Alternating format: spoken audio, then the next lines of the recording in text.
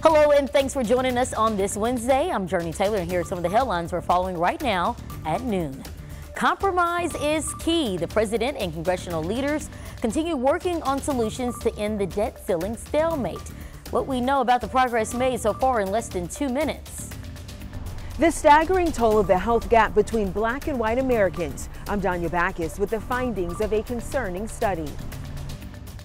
Plus, 12-time Grammy winner Willie Nelson is celebrating his 90th birthday, and his team came up with a way you can join in. We'll share the details at 12:22.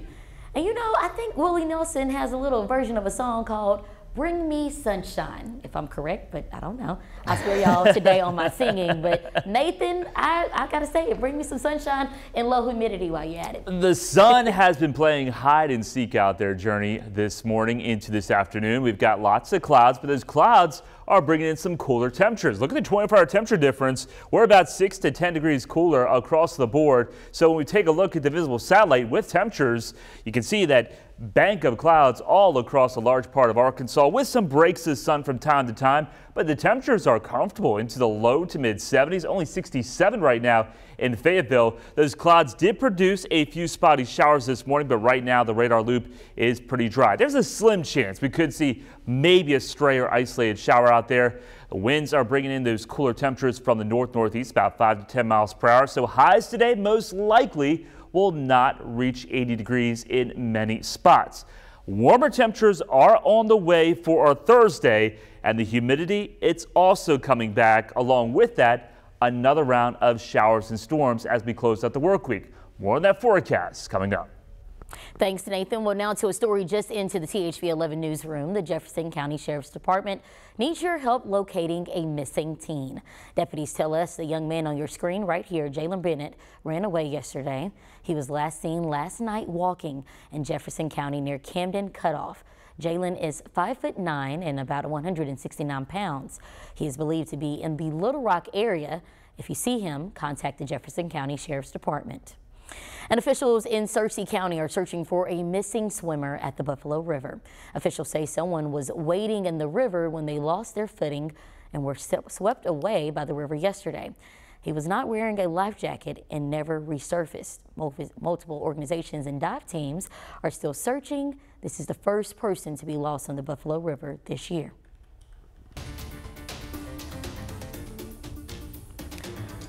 We're following new developments in the book control battle. A billboard in Saline County, you can see right here, reads, "Stop X-rated library books."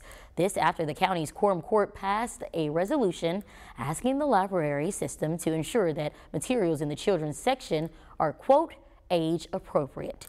That's fueled debate against the public, and the website on the billboard you saw leads to this page showing books that patrons say should be considered obscene. Among the supporters is the group Saline County Republicans. Simply to raise awareness so parents, grandparents driving by will know. Here's a simple website you can go to. Don't take our word for it. Look at these books yourself. Now, groups like the Saline County Library Alliance are fighting back. They've created a GoFundMe in hopes of putting up a billboard of their own.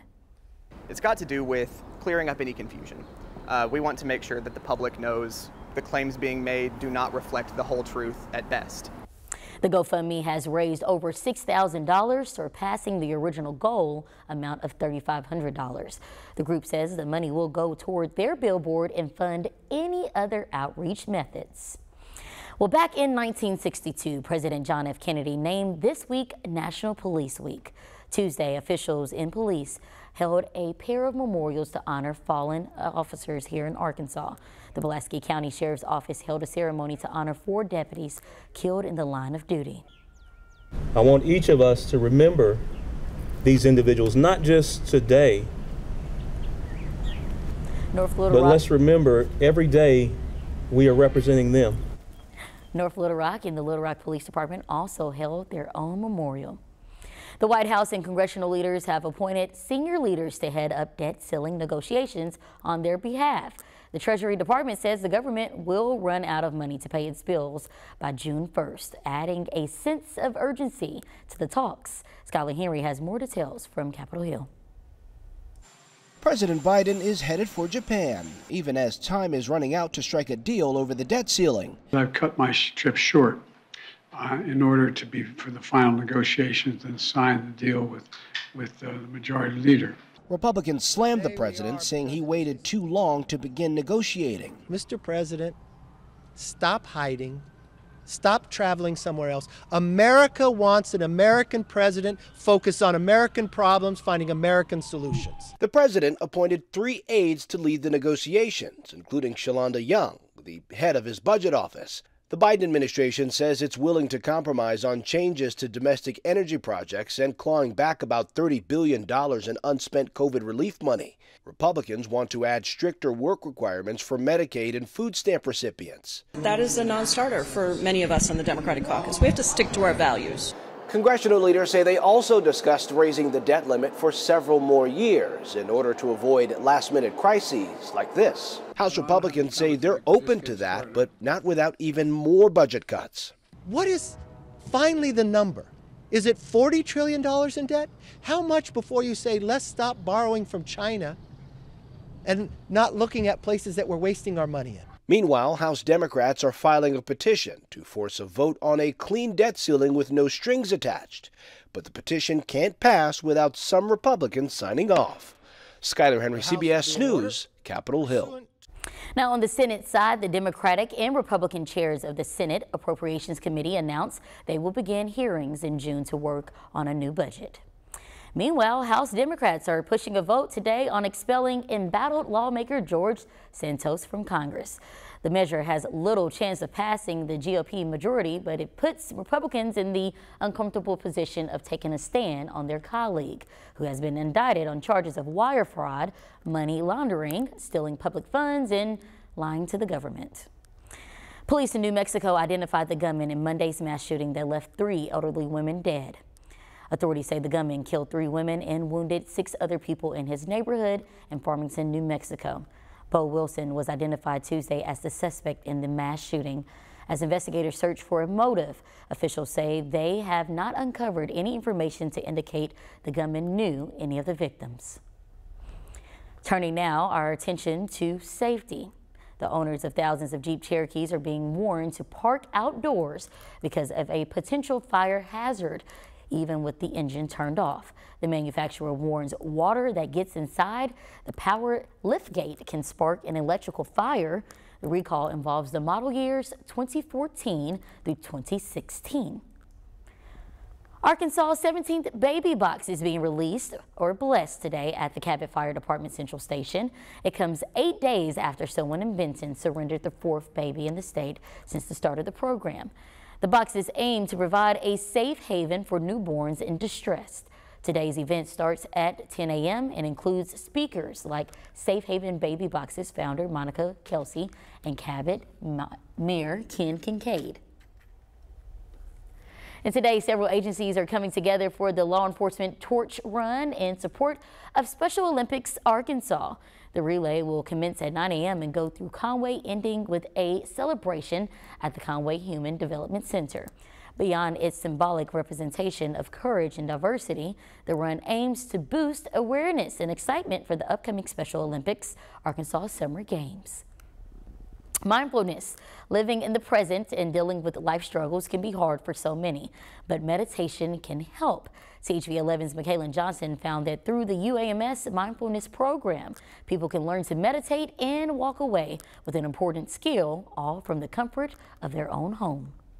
The classes allow you to have a good strong foundation. The UAMS Mindfulness program is offering online courses to the public during May and June that teach skills for meditation and mindfulness. 3 courses are being offered this spring, lasting 4 weeks with one 75-minute class each week. We're also offering in person, sort of like a hybrid opportunity. Mindfulness and meditation is a practice at the minimum. Program director Feliciano Yu says the results of that practice is the reward. When there's challenging things that you encounter in your life, you have a a way to adjust and put things in a bigger perspective. The work is done with certified teachers through the Koru Mindfulness app. And while a part of the UAMS Mindfulness program, participants only need to pay $3.99 for access. The financing should not be the barrier. Yu says these mindfulness skills can help people fully experience life in the moment with kindness and without judgment. Cultivate this inner peace. And they also found that, hey, happiness is something that I can actually find inside. In Little Rock, Michaelan Johnson, THV 11 News. Now, the first online course through Koru begins today at 5:30 p.m. and you can learn more and find links to the program on our website. That's thv11.com. UAMS does offer other programs at other times for a fee.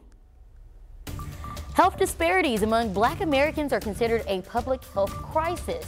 In 2 minutes, how this disparity is costing millions their lives. But before that, and after this break, let's check in with Nathan for a weather update.